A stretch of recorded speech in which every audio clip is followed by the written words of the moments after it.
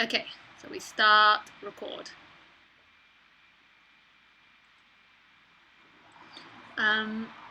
So the first question is from Ism. Hi, dear Lisa. Cuckoo, kiss, kiss, kiss, kiss, kiss, kiss.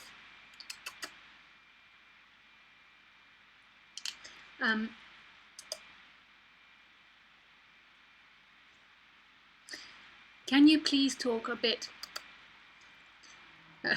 about doing, as long as there is a sense of doership and a me, it seems as though the doing energy is disappeared, and this cannot be truth.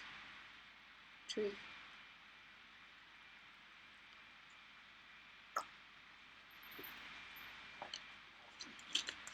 What do you mean, Ism? The doing energy's disappeared, and this cannot be the truth? The doing energy's disappeared for Ism?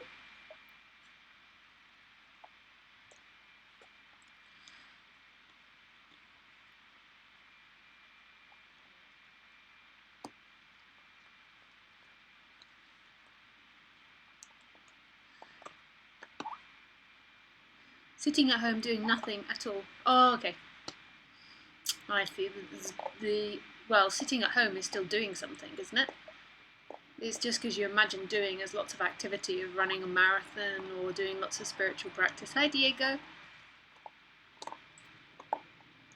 Just let me know if all the sounds are too noisy. It's a little bit noisy in here today.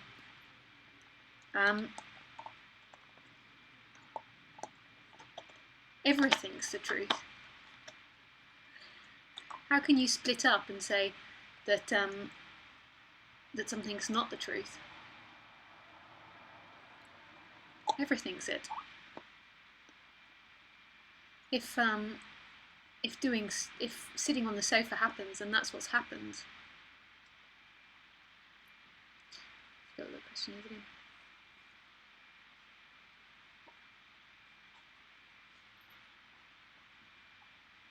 So the doership is not the same as what I'm. So this doership and doing energy are not the same thing. So what I talk about is the end of that sense of me, the one that believes it is the creator and the controller of life, this energetic binding that feels that amness or beingness is locked inside the body, and that you are somebody with, what's that word, autonomy. You can choose and move separately. The body not doing very much has nothing to do with that sense of me. That's just the body not doing very much. It's just the opposite to the body doing a lot. That's not the same as the doership energy that I talk about, or that sense of me, that personalization of life.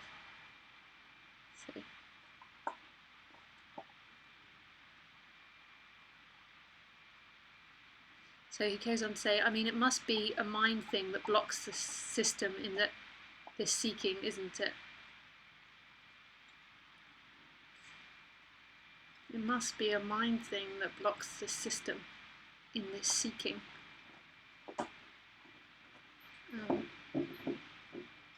Doing nothing is just, or sitting around on the sofa is just the opposite to high energy. Now your mind's trying to put it into spiritual context, and how that's spiritually progressing you or spiritually blocking you. It's just another game it's played, which isn't right nor wrong. It's just the way it is. It sits there and tries to contemplate its navel. I don't know if you have that saying in German. Contemplate its navel. I was going to say contemplate its arse, but actually the saying is contemplate its navel. So you look at, your belly button, and you're like, oh my goodness, what is that hole in my stomach? Wow, there is a hole in my stomach. Why this depression kind not doing arises? Isn't it a sign? That sentence doesn't really make sense. I maybe could guess at what you mean, but maybe you could. Hole in the stomach is cool. So why this depression kind not doing arises. Isn't it a sign of what? That sentence doesn't really make sense, but isn't it a sign? A sign of what? Who's going to know a sign, and where are you going? You got your little backpack on ism and you're off somewhere. Where are you going? A sign to what? A sign that ism's getting more enlightened or further away from enlightenment? That's got nothing to do with what we're talking about. That's all in this conceptual reality of dreaming that you're somebody in time. A sign of ignorance, of non-enlightenment. Nothing's not enlightened. Everything's enlightened.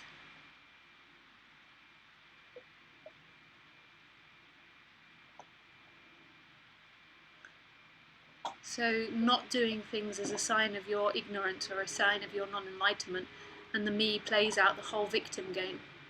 Victim to non-enlightenment. None of this is true, it's all bollocks. All of it. Bollocks, bollocks, bollocks. And it just adds to that sense of hopelessness. This is hopeless, I can't get to enlightenment, I'm not good enough, I'm doing it wrong, I'm sitting on the sofa doing nothing, which is the opposite to the ones that sit there and go, I am near to enlightenment, I'm just about to get to enlightenment, I am enlightened, I am enlightened, let me tell everyone. It's just the opposite dynamic. It's the harder dynamic though. The one where I am enlightened is more than likely more pleasurable, but it's the opposite game.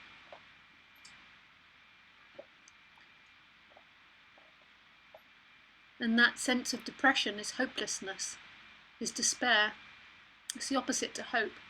The me loves to live in hope. Tomorrow I will get it. Tomorrow I will get the woman. Tomorrow I will get the money. Tomorrow I will... duck, duck, duck, duck, duck. And so this depression is the opposite, the hopelessness, the despair. And it will keep playing until it doesn't. And there's nothing that ism can do about it, because ism is that functioning. Ism is that one that's living in hope and despair. So then it will dream about doing something to get out of this depression.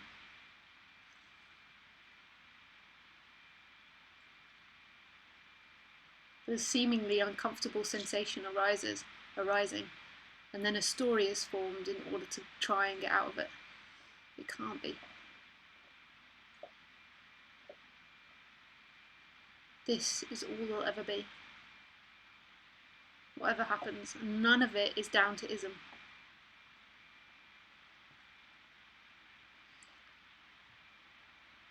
So he says all enlightened people seem to be happy and never depressed. Who gives a fuck? Who are these enlightened people that you see? There's somebody that you see in comparison to ism. Who cares about? That's another game. It's the me rather than the me's just playing outward. It's making up. It's the me's a game of pretending to be somebody and something and a story in time, and then it plays the opposite of pretending to know others in space and time. There are no others.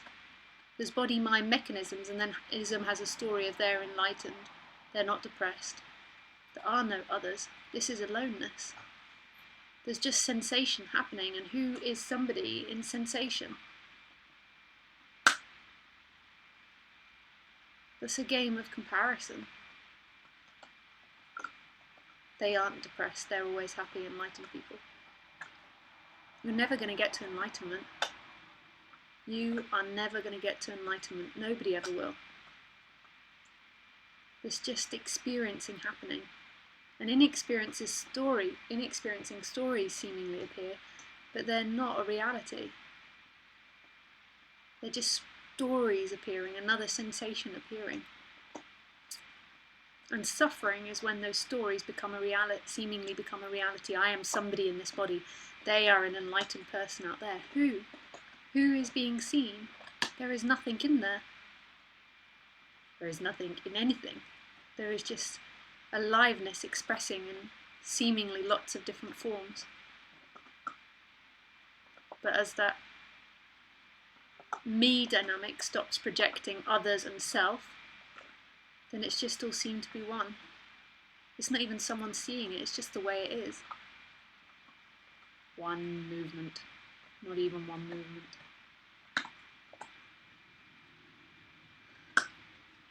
Gosh, she's a tough old battle axe. She doesn't sit there and go, I'm sorry, Ism. Do some deep breathing. It will be over tomorrow. You're nearly there.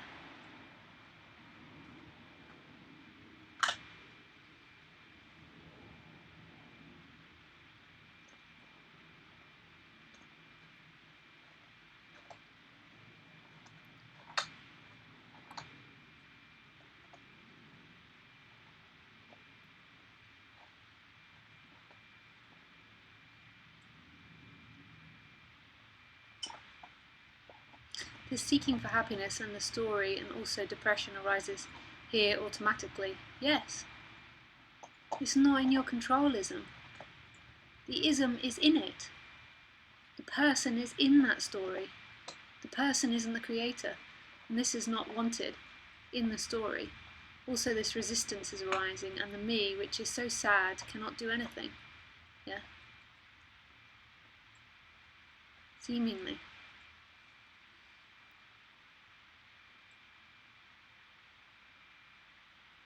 And the sadness and the depression and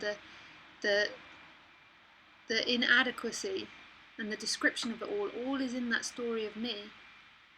Otherwise it's just pure sensation happening. And it's got an idea, this me, of what it wants to look like.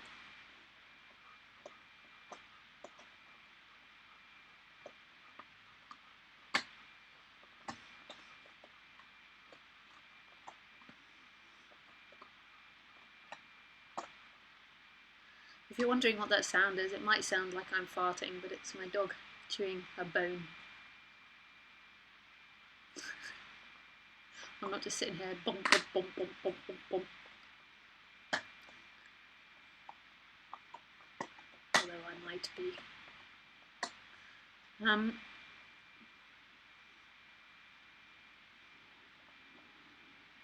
But efforts, while the me's there, efforts will happen to try and avoid it. That's what it does. It will try and do things, and it will still always hope. When there's no more hope, there'll be no more me, that there's some way it can wriggle out of this. And it can get back into control, and it can secure its destiny.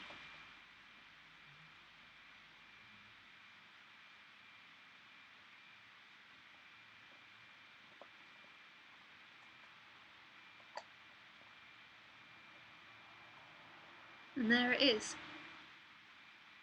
The sensations, the feelings, the crying. There it is. And this is always going to be what is. Can't be a wriggling out of it. There can be an imagination arising what is, of getting out of it, getting to a place, imagining yourself of getting to a place where it stops. But that's an imagining. The opposite imagining of that is imagining a place where it never stops and that this will go on forever.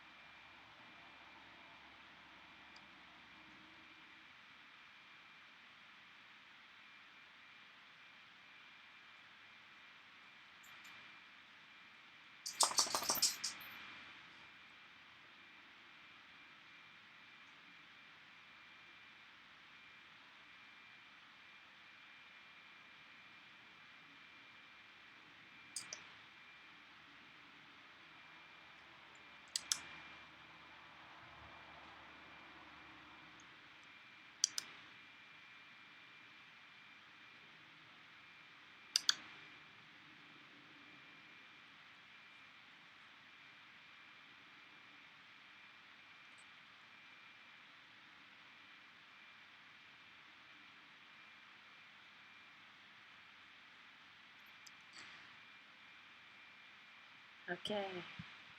Who are we on to next? Lovely surprise. Got you were streaming tonight. Hello, Nick.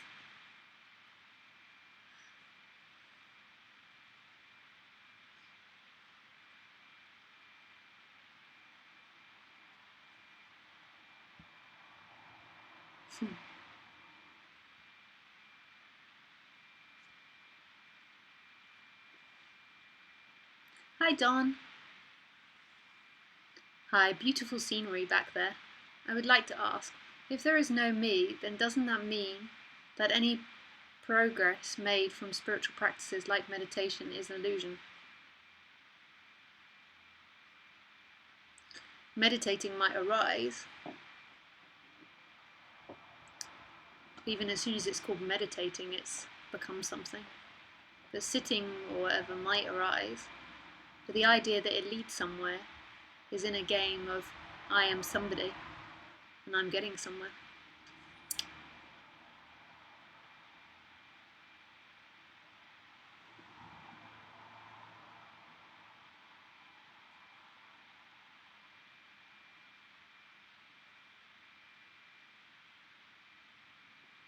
So when you say, it's funny because when you say to someone, why, I'll just one moment, Renee, I'll just finish this question. So when you say to someone, why did you put all the dishes away in the cupboard?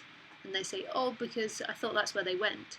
Actually, the question is the more appropriate question is, what are the actions that, or what were the events that led to putting those dishes in the cupboard?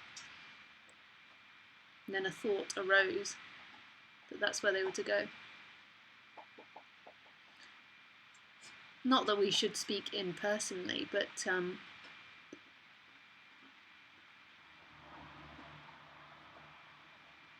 but when you say why did you do something, it really sounds like you have choice over circumstances. You have choice to do things or not do things, and that seems to lead to that assumption. But really, all that's happening in language, or the reason that language was invented for humans, was just practical. It was just a way of evolution and survival for the body, and language helped hunting.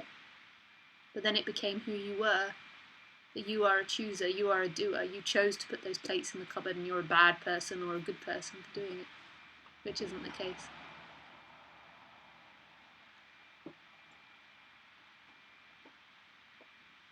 No, we don't eat that one, we eat this.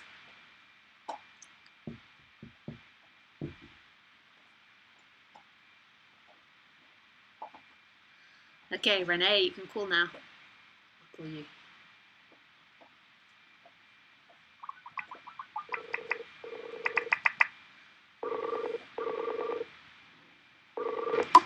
Hey, Renee.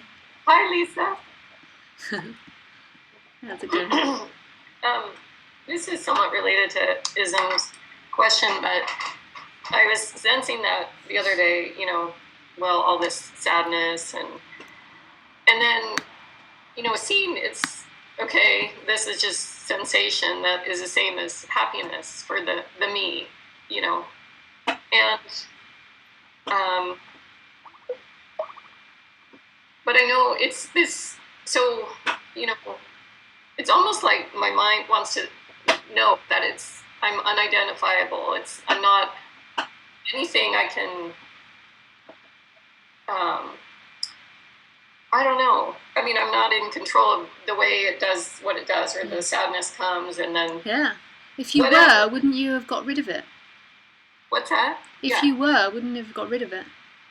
And the reason the sadness, or, I mean, not necessarily sadness, if your friend just dies, there will be sadness more than likely. But that depression feeling is all false ideas that are in place and assumptions that are in play. And most me's have a huge sense, particularly in the West, of low self-esteem and feeling of not feeling good enough. And this feeling that they are messing up life, that they're getting life wrong, and that they're vulnerable. in the future. And it's that expression and those thoughts that are being expressed. And sometimes it just comes up for no reason. And sometimes what seems to happen is something in life triggers it, like looking at the bank and it's like, oh my goodness, I'm so vulnerable, which isn't the case because vulnerability isn't here ever. Yeah. And I mean, I know a piece of it too, well, in this, it seems like a pursuit, this, well, that's what gets, and so it's almost like a seeing behind or just watching the sad or the sensations happen and just letting it do its thing. And then, but I know... But you're not able to let it. But what's more than likely happening is that idea of resisting it is dropping away.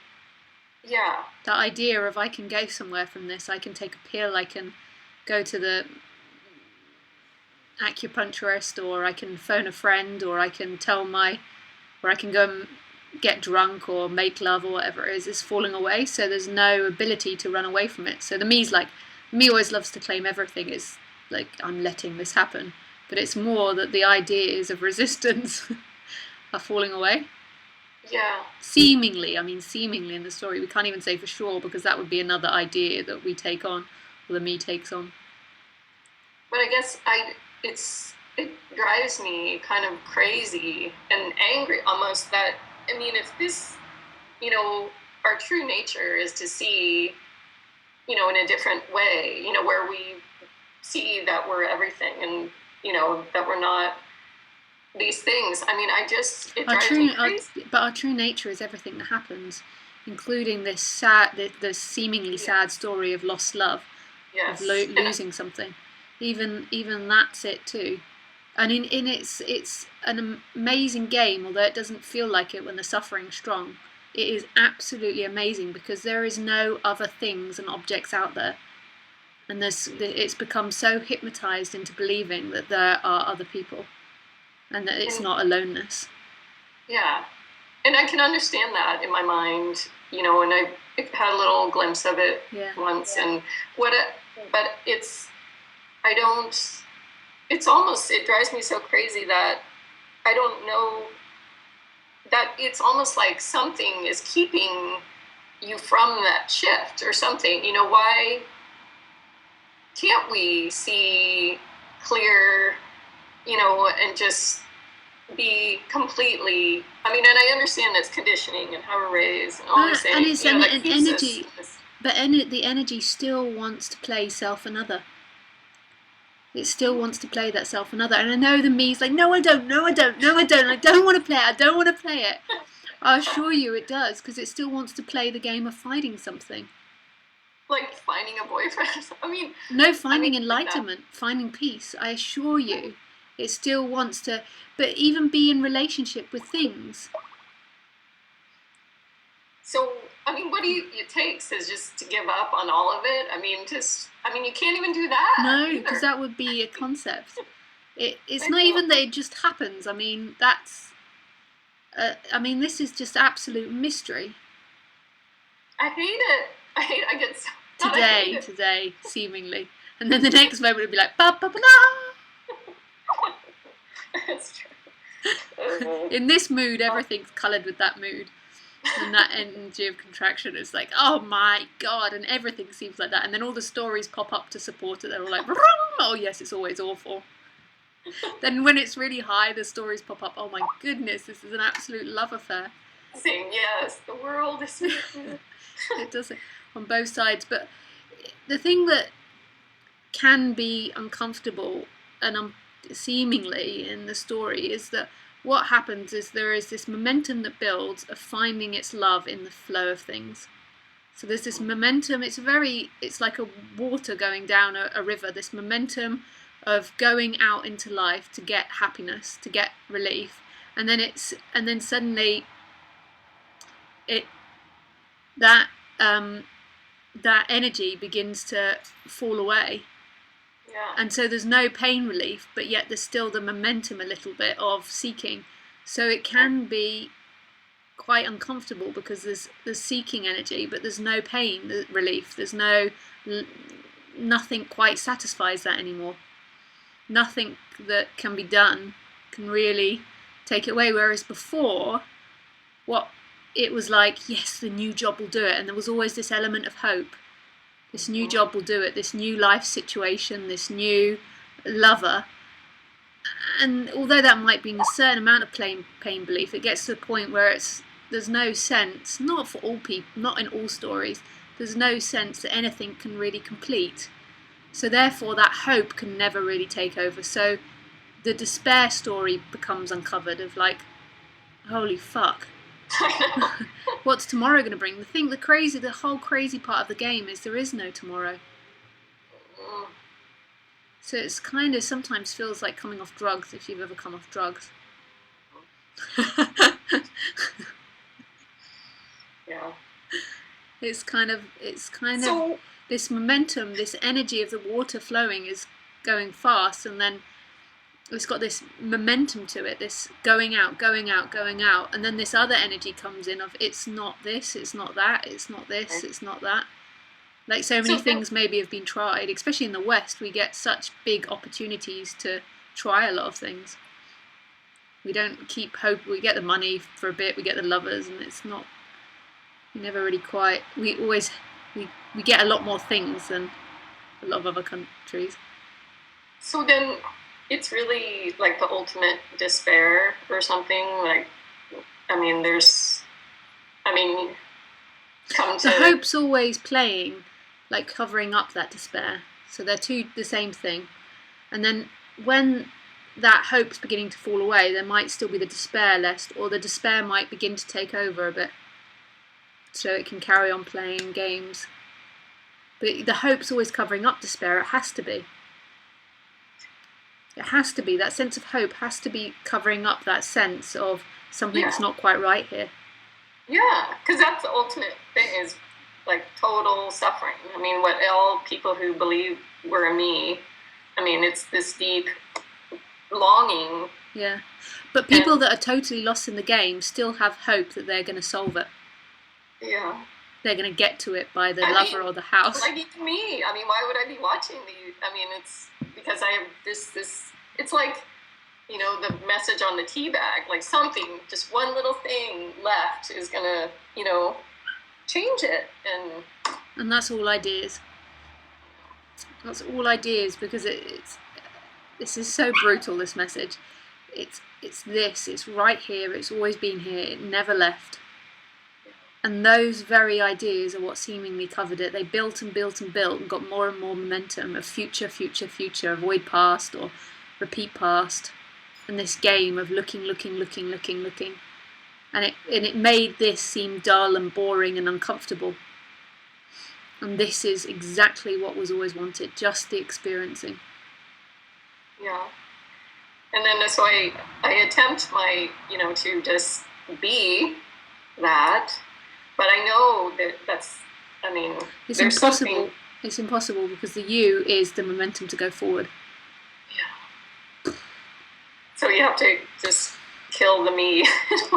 It's nothing to do with you. That me is the momentum to go forward. If the me could really comprehend what was being said here, it would run a mile. Yeah. It has nothing to do with me. No. I like that. I mean, nothing. The me is being exterminated, seemingly. I mean, it never really is.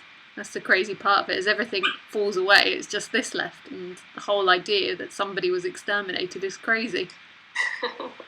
Sounds like a mad person speaking. It really does. Thank you again. Thank you. Thank you, Renee. Bye. Bye.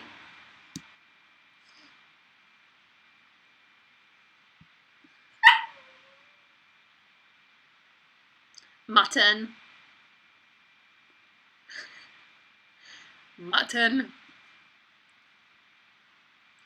Mutton, her name is Muttley, is in a state of longing. Can you hear her? Arr! Arr! She's a terrier. If you guys are doggy peoples, I will show you her. She's a terrier, and she's determined, and she's a little bit spoiled. So she's sometimes been given chews when she cries like this. So now, when she cries, she always thinks she's going to get a chew. Watch. She just lays there. She'll do it for hours. She doesn't mind. And then eventually I think people get fed up with her and give her a chew. Watch. She's so funny. What are we doing, Mutton? What are we doing? She's just laying, looking at the chew cupboard. She's had a few too many chews, as you can tell. She's a little bit porky. You're not going to get a chew from me. No, you're not. Come on. Move from there. Move away from the chew cupboard. Come on. Let's go. Let's go, sweetie. Come on. Just got to move her out of it, otherwise she won't stop. Into your bed. Good girl. Good girl. She's so cute. Who's a good little mutton? Who's a good little mutton? Yeah? Aren't I mean? I don't give any hope for the seeker. I don't give Muttley a chew.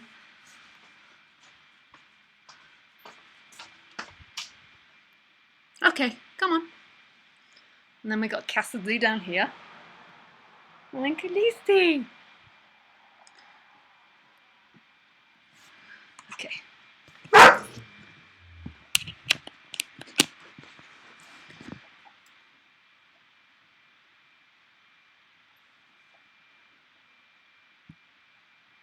Hi, Lisa. Nice view. I'm not speaking about you, Lisa.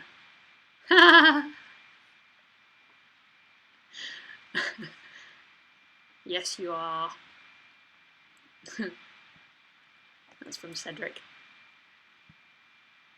Hi, Scott. Hi, Lisa. Just wanted to say a quick hello. Gotta go. Cheers, Scott. You did sound like a Dalek earlier. Exterminate. Exterminate. Oh dear.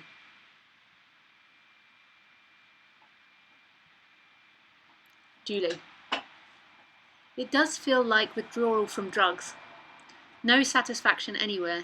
Everything just keeps falling away and rising. The hand just keeps getting more greasy, slippery, even. Everything.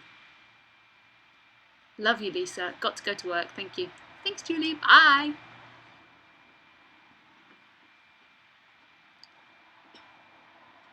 Uff. Uff. I don't know what uff is, but uff. Lisa, before the sense of a separate me fell away in your case,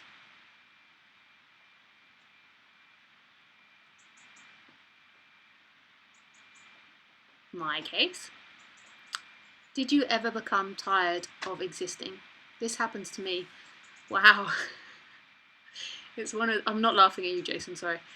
But it's one of those evenings that depression's coming up, which is cool. But it's funny because what sometimes happens in talks is the energy is of the whole group. It's interesting. This happens to me, a feeling of being trapped within myself and no escape, and can cause panic and anxiety. If so, it's still possible for those feelings to arise after the me falls away. Thanks. Very clever, Jason.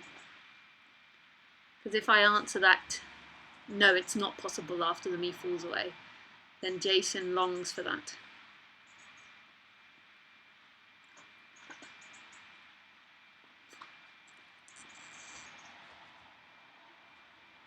Okay, this is what the problem is, the panic, the anxiety, and I'm longing for the end of panic and the end of anxiety.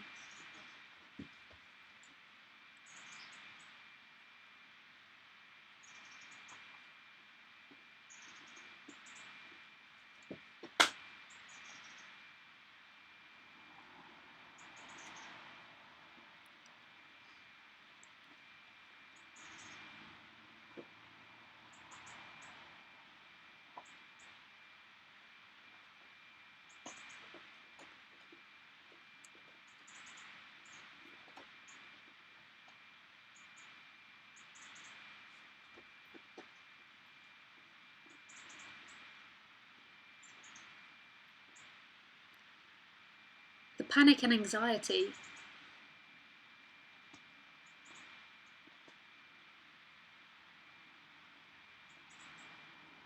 comes from, like you say, this feeling of being trapped in something. And the way that trapped works is it feels like you're trapped in something and there is an outside. So feeling trapped in something requires this imagining and this energy of inside outside. And so what that really means is past and future. So you are something in time. So that there is a future and that there is a past, and that you are a solid entity moving through this past and future, or moving through time, and that you are tight and claustrophobic and panicky. And the anxiety is the sense of not being able to get out of it, not knowing a way to get out of that feeling.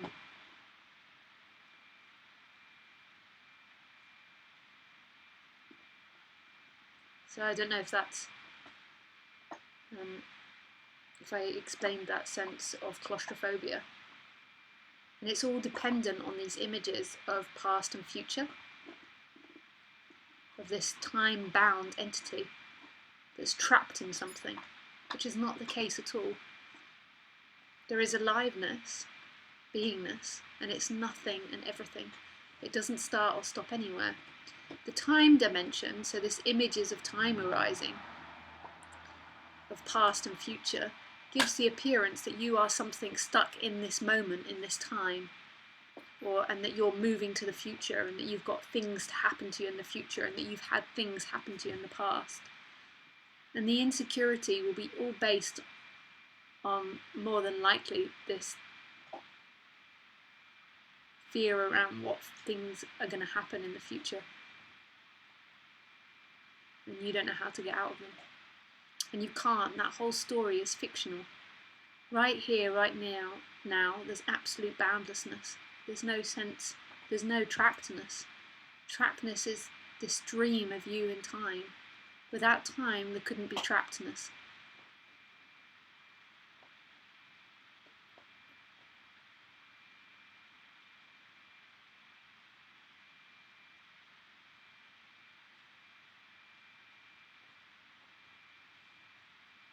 It's here.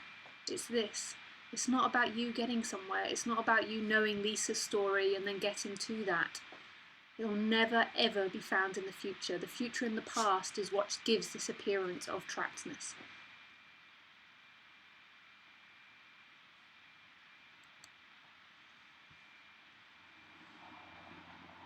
I don't know if you guys are still here. I see some messages of it's a bad signal. So it's not about me saying to you what you've got to do is sit and meditate, Jason, or feel the feelings, because that's all in time. That's all supporting that entity that's seemingly moving through time. And trappedness, that panicky anxiety, can only happen in that time dimension.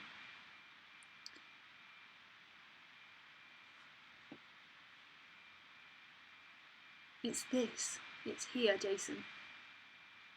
Yeah. Sorry, Jason. Where's your bone? Go on, get your bone. I didn't walk the doggies before the Ustream, so we've got some hyper puppy energy. Haven't we, sweetie? And she wants to chew.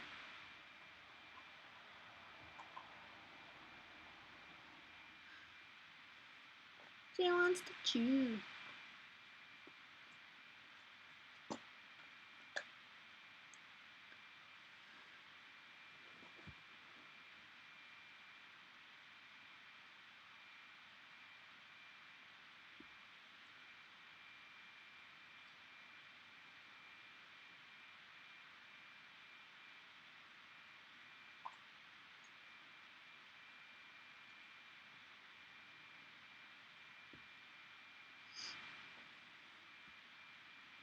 Is there anything else you had to add to that, Jason?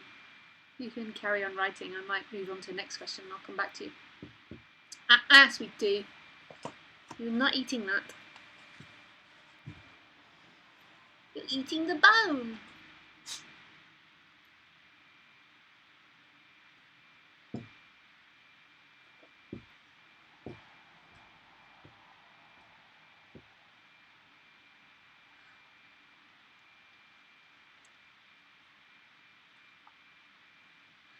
It seems that I don't have to ask any questions, as my theme, being depressed and hopeless, is on today. I told you, Michael, it always happens. It'll be, well, seemingly always. Look at me. Khaleesi.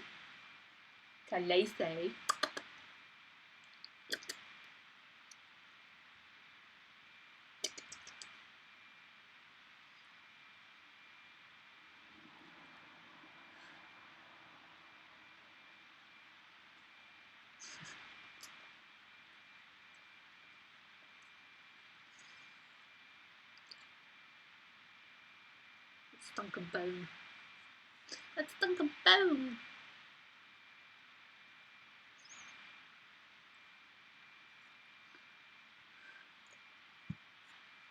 Hi, Matt. Lisa. I've spoken to a few people who advocate ways of cleaning out the rubbish after liberation. Ways of examining what comes up and trying to release it. Is this beneficial or just another story? This is a story, of course it's a story. But if that's what happens, that's what happens. It's not wrong nor right, but of course it's another story. You've just described it to me.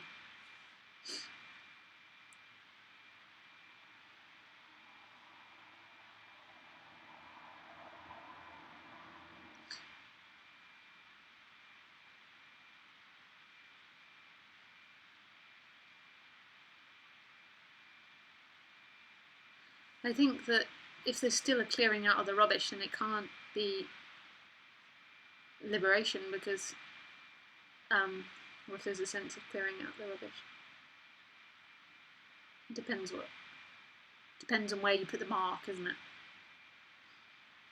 I mean, really, there's no liberation.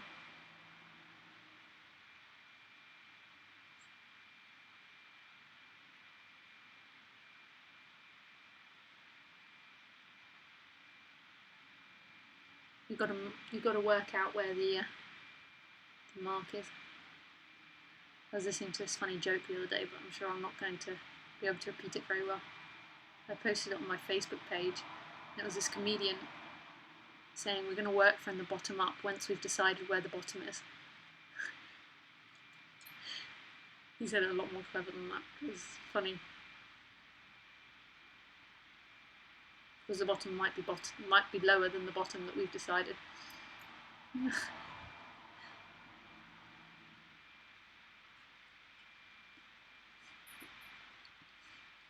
Hi, Karen.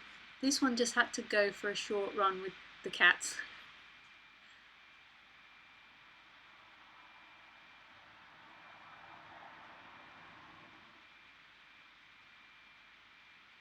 Back now, the topic of me or the no me in animals keeps coming up here. In the Karen story, there was a lot of trying to convince others that animals are sentient and intelligent beings with an entity, while now it's more about understanding that there is no me in humans. Observing animals are seeing what kinds of interpretations Karen me is putting upon them seems to give some insight into the labelling of actions as being personal. So I assume, Karen, if you were trying to convince others that animals are sentient beings, that it was in order to convince others to be vegetarians, or in order to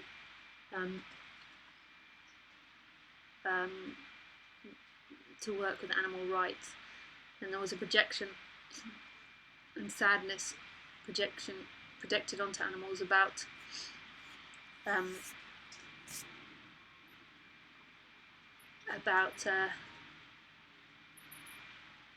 their suffering and what humans do to them, which is Karen's projection.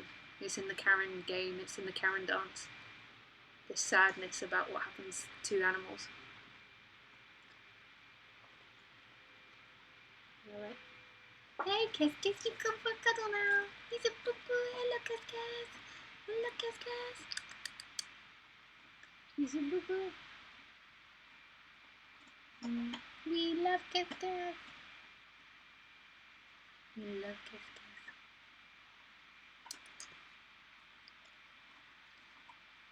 He's so cute, Kiss Kiss. He's huge. Maybe doesn't look it. He's a monster. He's huge. And it's this false sense of compassion, because what Karen's doing is Karen seeing her own suffering. It's not even Karen's own suffering, it's just in the Karen dream. Hey Karen! Hi Lisa! Just as you brought up animals, Cassidy decided to come into the picture. He's so cute. Let me just see if okay.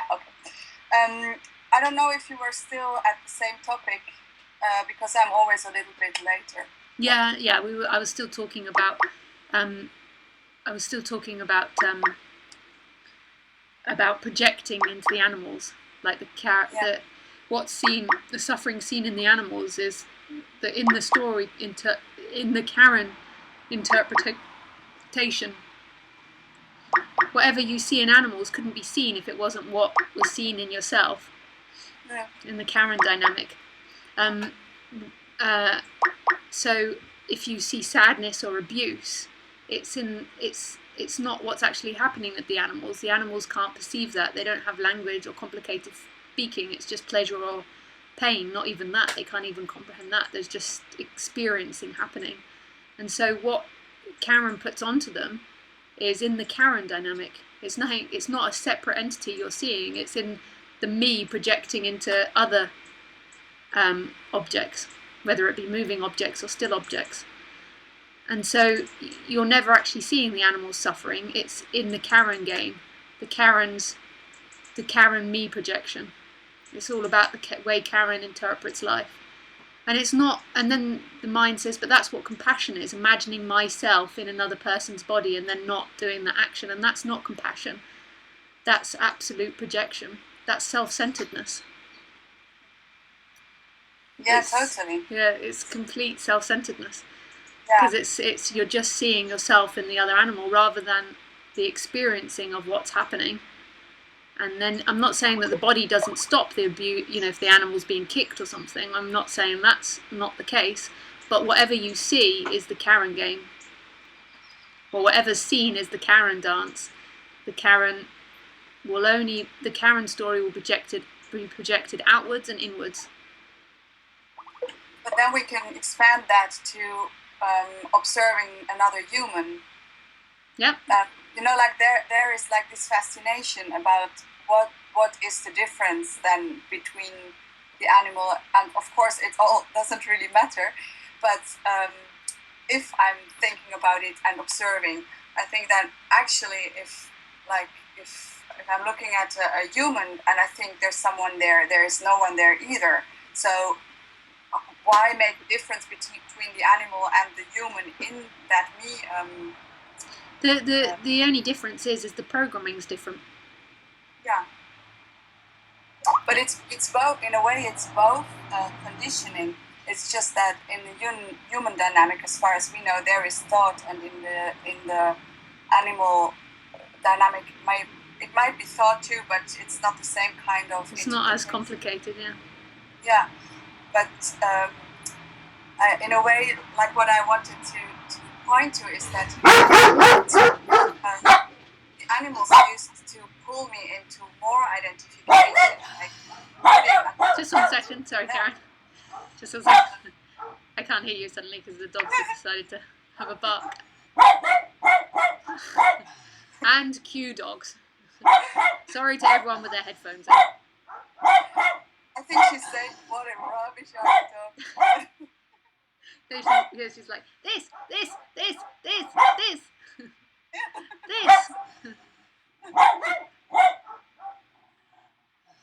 Guys. It's a fox they're barking at.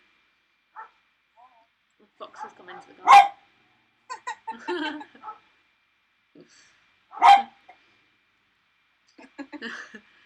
Okay, Muttley, enough now. She doesn't even know what she's barking at. She's still in her bed. She's just having a woof because the others are. Okay, sorry, carry on now. No, it's completely fine. It's as if they say like, why use any words? It's just as it is. Yeah.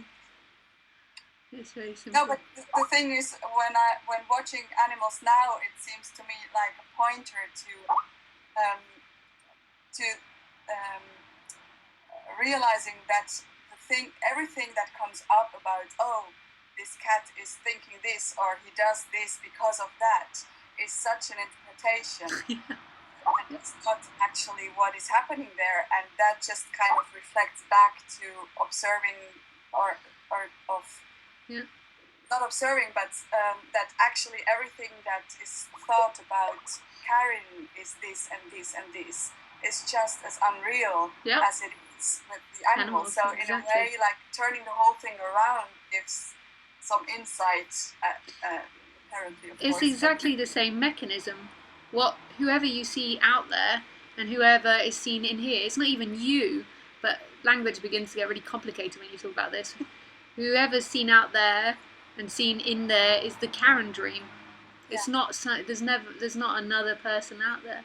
There's just sensory perception happening. It's not even the Karen dream. It's just no. It's not even the Karen dream. It's just a dream appearing. It doesn't even belong to someone.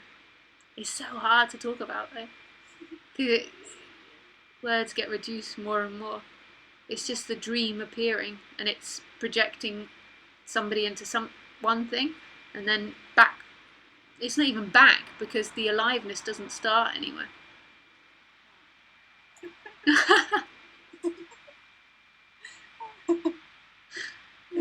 It's quite funny, the whole dramas that are managed to be played out through this. Like in this Lisa apparent story, there was hours and hours and hours of crying about all the suffering animals in the world.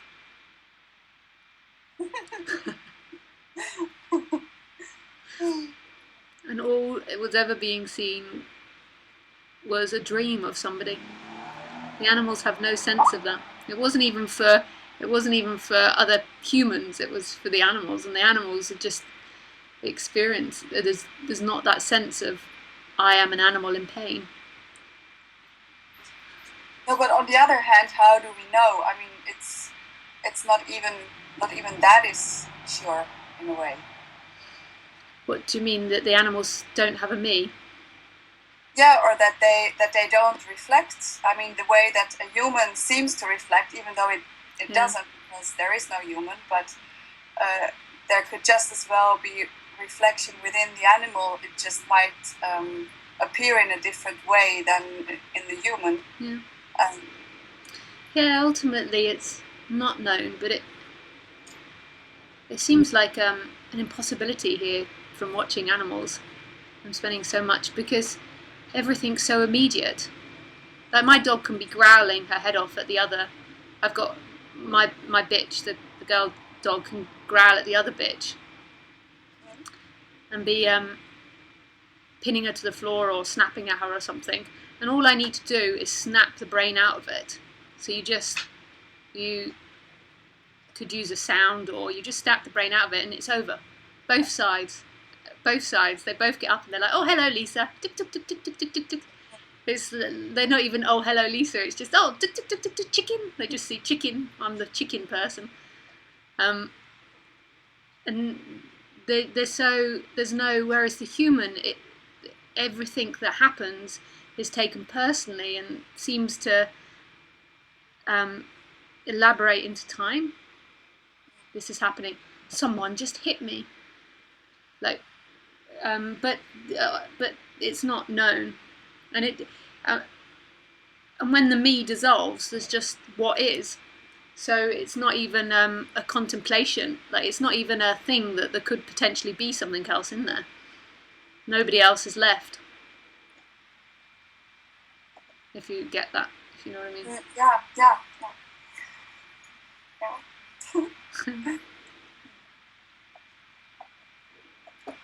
Yeah, it's like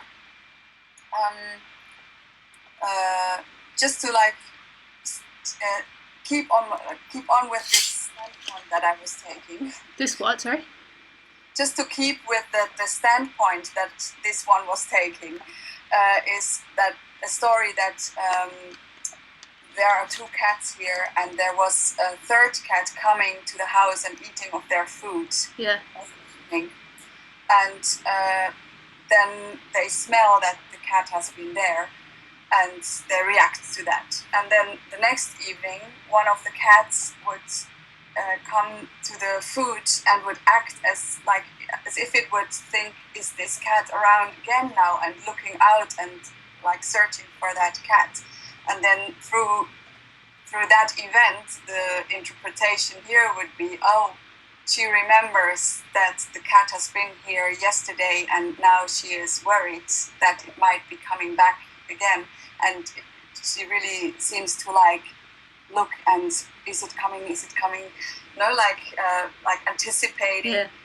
And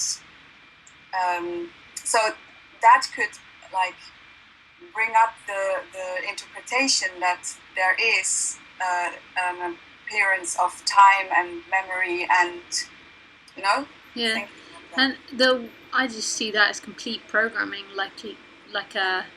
just like the insect or the plant. The plant maybe is better, grows towards the sun. Yeah. It's just programming that's running its way out. Then that's the same thing in the apparent me dynamic of the human. It's just programming. Yeah. Seemingly running out. Yeah. And then this me dynamic's another programming which jumps up and says, I am doing it. It's mine. So in that sense, I would come back to there is no difference in the animal having no me dynamic and the human having no me dynamic. It's just the human programming is a bit more complicated than the dog programming. Like the dog is more complicated than the fish's programming. Yeah. And the fish is maybe more complicated than the tree, although trees can be pretty complicated in the expression. There used to be the imagination of talking to trees in Karin's story. Conversations. Well, they always the research apparently implies that it helps plants grow sound. Yeah. Yeah, just as if there is no sunlight, they might not grow, but it's part of the illusion too. But it seems to be working that way. So why shouldn't it be with sound? But it's just it's different if you talk to them so they will grow better, or if you talk to them to get answers. Oh, yeah. Maybe. Karin's like, the tree's given me the answer. It's exactly the same as going to some guru as well. It's like the guru's given me the answer, but it's not anything outside. It's just all a game. It's not any different. Yeah. Really. It's just the guru seems to move a lot more and sound seems to come out.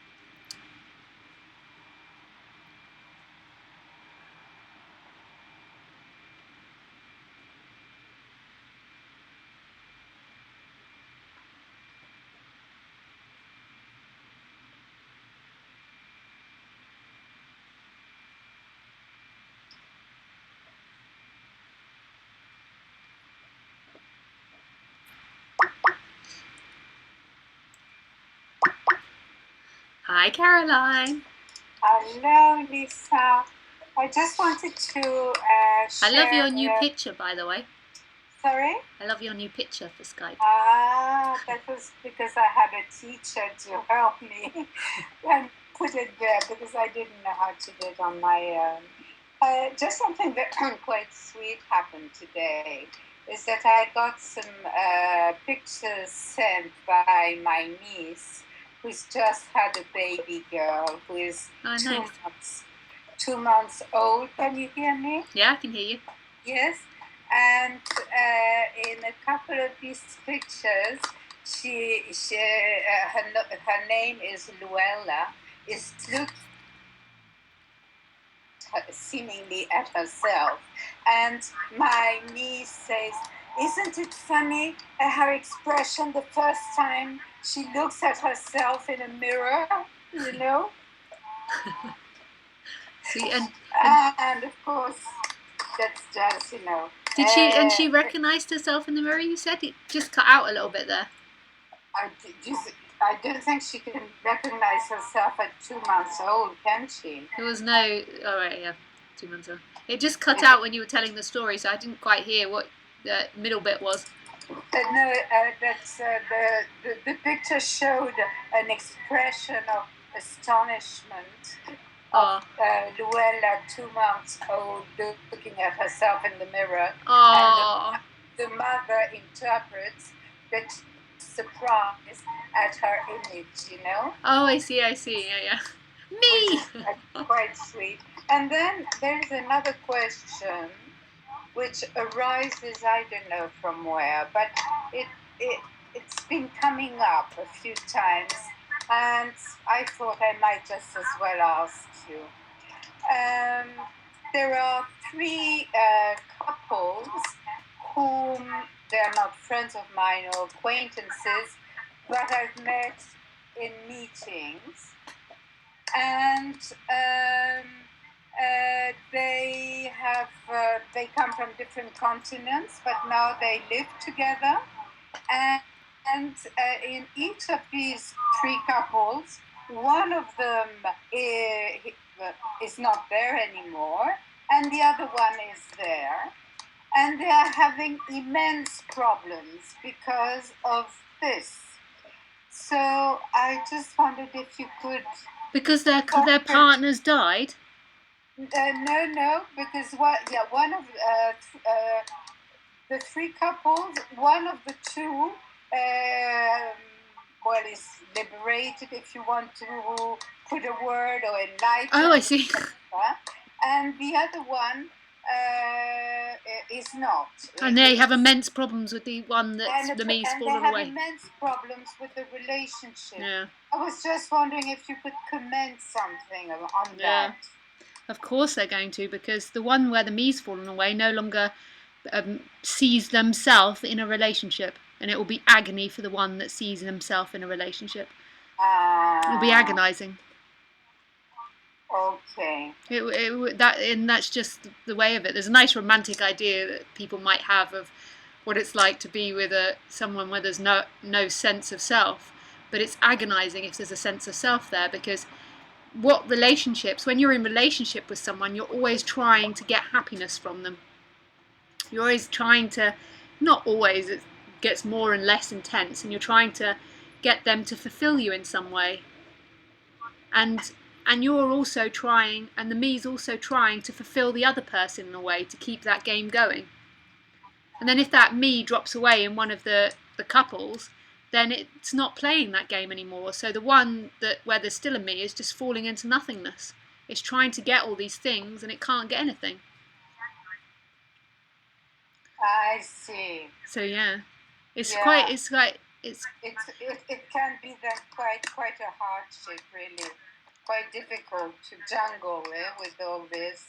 Because you're sitting there saying to the person, you're an arsehole, and this person and the other body mind mechanism has no sense of who they are, so they can't, and it doesn't matter. It's like, if they're an arsehole or not, they can't distinguish, and then there's no sense of a problem with that. So it's like, you're an arsehole, and then the other one's like, yeah, maybe.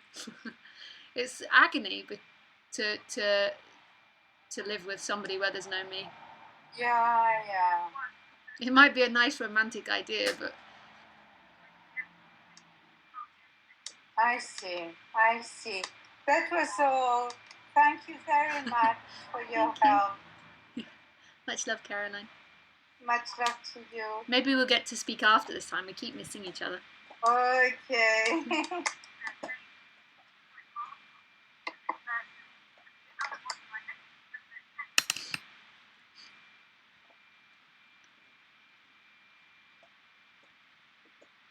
Hi, Norma.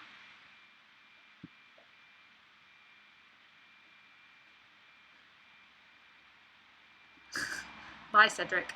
Hi, Cedric. Bye, Cedric.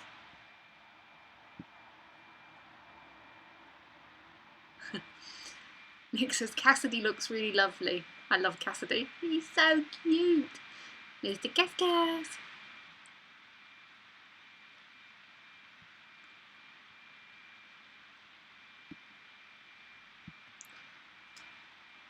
Ah, that's all the questions.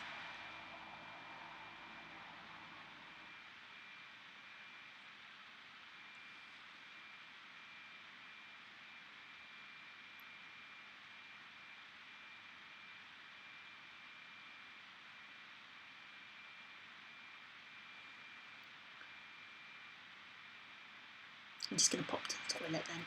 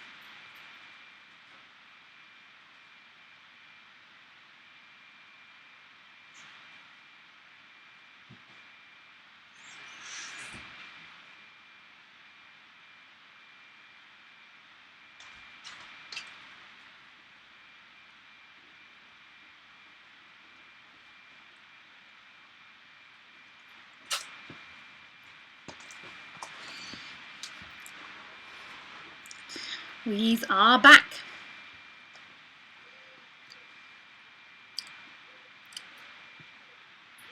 No more questions.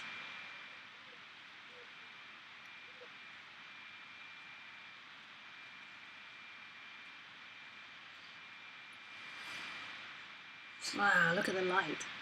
Isn't that amazing?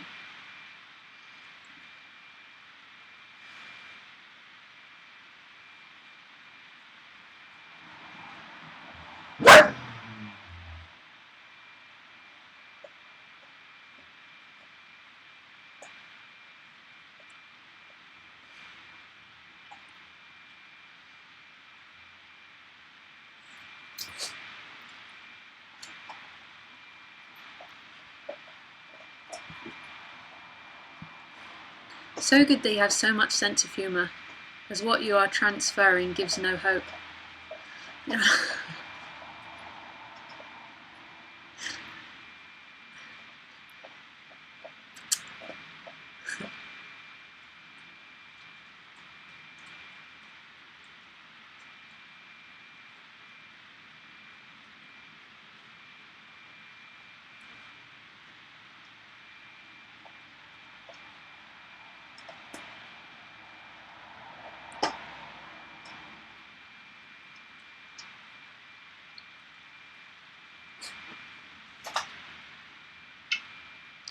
But life is very funny.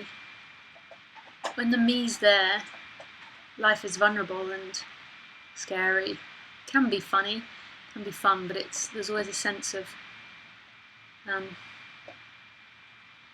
vulnerability.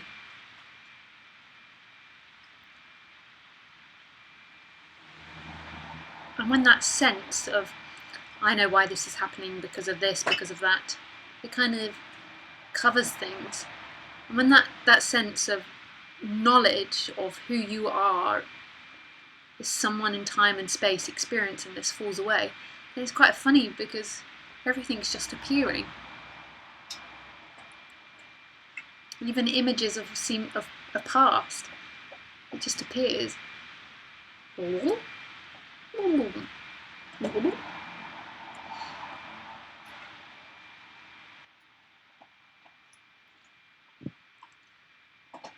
if this just appears.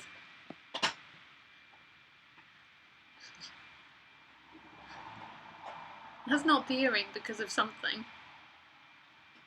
That's not appearing because of the past.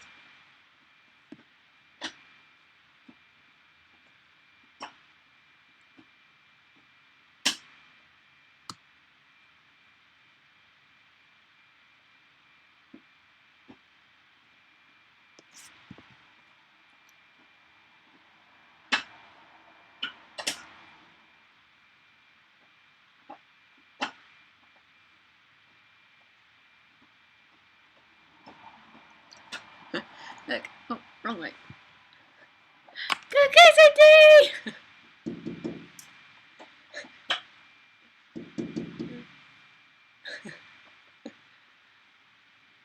oh, look.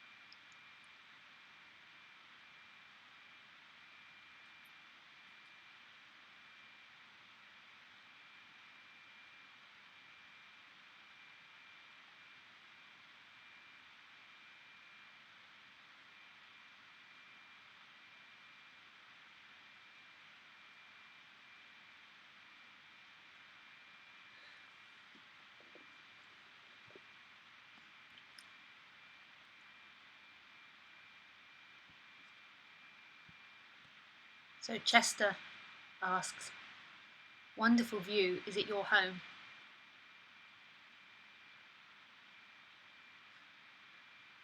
It's always home, Chester. Always. In the game of society, though, money seemingly wasn't given to someone for this home. But it's always home. This doesn't belong to someone. This glass, this ocean, lake, doesn't belong to someone.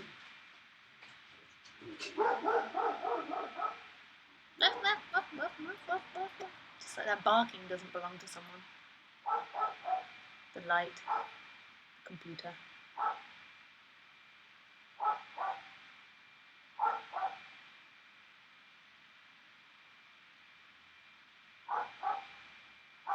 And some people feel secure or have a sense of security because they think, I've got a house. I have a house. I gave money and I have a house. You don't even have yourself.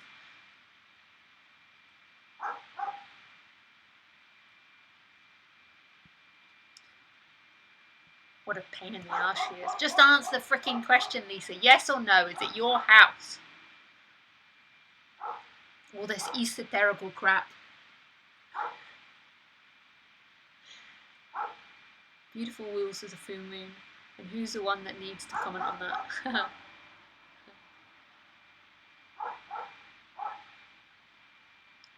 Cascas!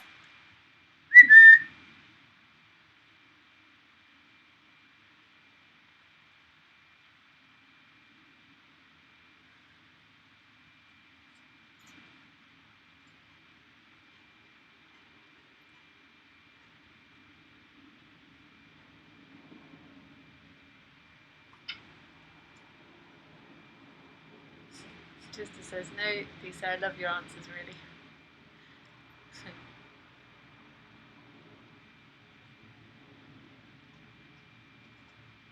Ups and outs of nothing, a feeling of connectedness is happening. All appears from nothing, it all is nothing, and everything simultaneously. It's all it. everything.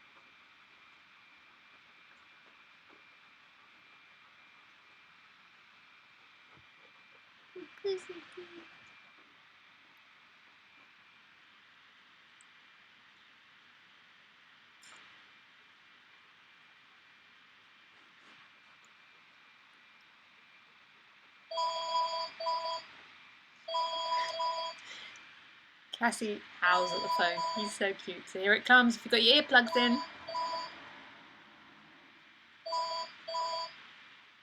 Take the earplugs out. It's coming. It's coming.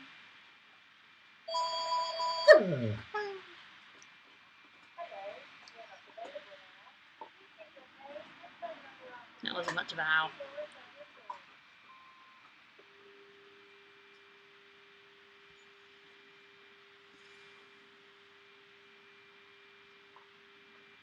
Dear Lisa, it's so sweet to be with you in the peace of your so beautiful silence.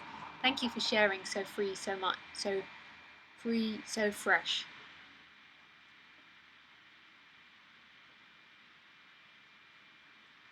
My pleasure, Jerome and Sonia.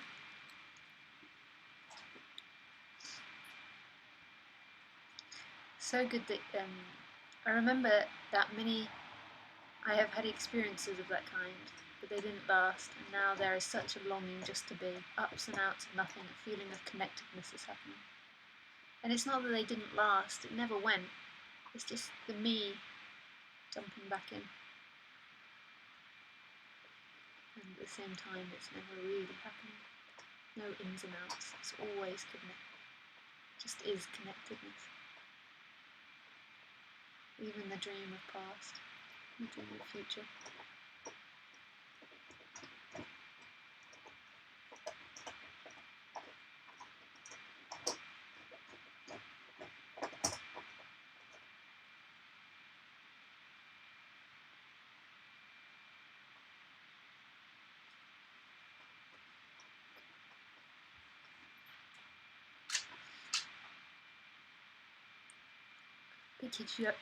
Big, huge love. This is from Renee. And big thank yous. So big. Love you. I love you too, Renee. Not that I know who you are, but love you. I didn't mean that as in like I haven't spent time with you. I meant as in we never know each other.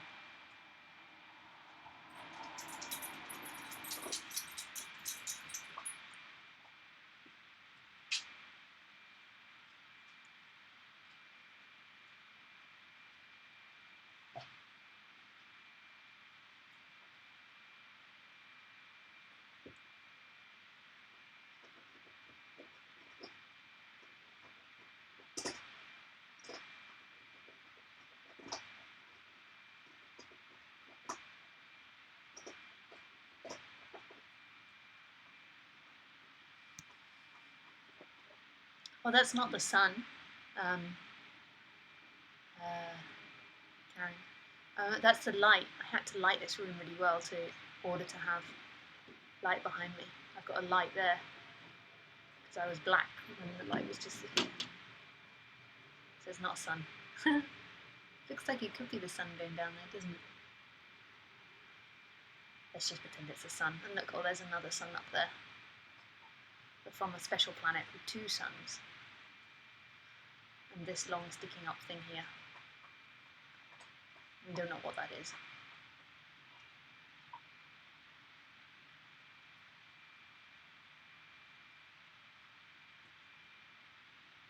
Long sticking up thing of light. It's the spiritual energy light. It's Kundalini arising.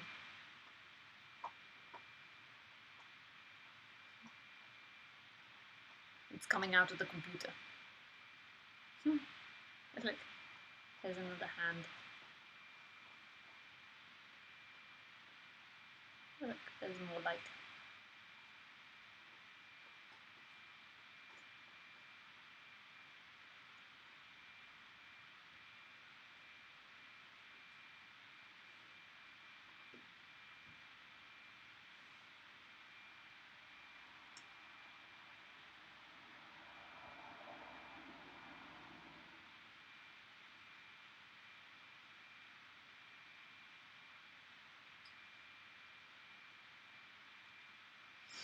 Well, that's 8:30, guys.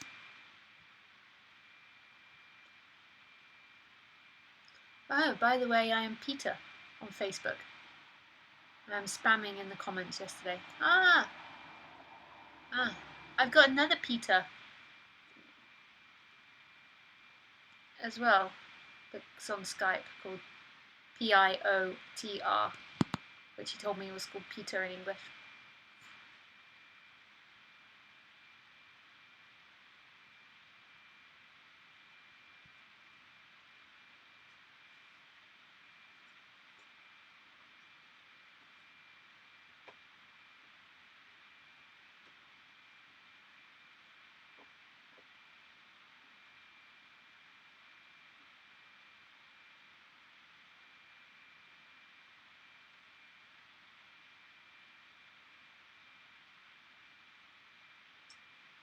Okay, well, the next time I am broadcasting is on Sunday at 2 p.m. So you're more than welcome to join then.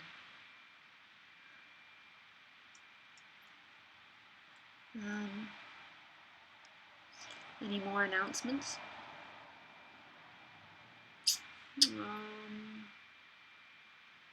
Michael says thank you. Thanks, Michael. No, I think that's it. So I'll see you guys Sunday. Much love. Bye.